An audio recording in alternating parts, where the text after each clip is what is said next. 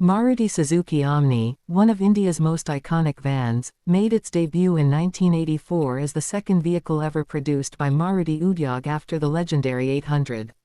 Designed for affordability and practicality, it quickly became a household name, serving diverse roles from family transport to commercial and emergency services.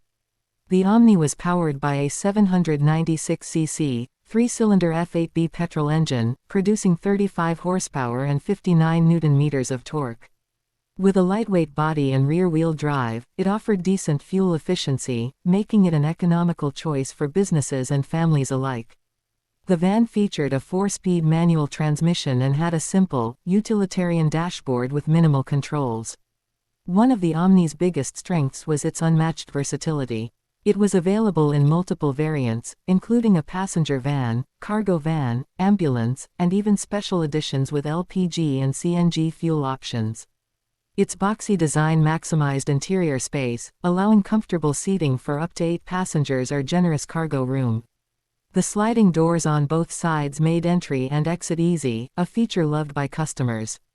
However, the Omni's safety was always a concern.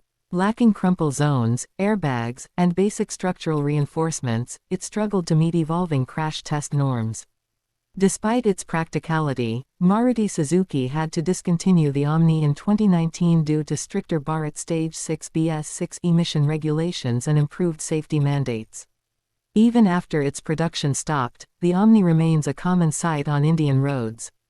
Its reliability, low maintenance cost, and simple mechanicals ensure its continued use in various sectors.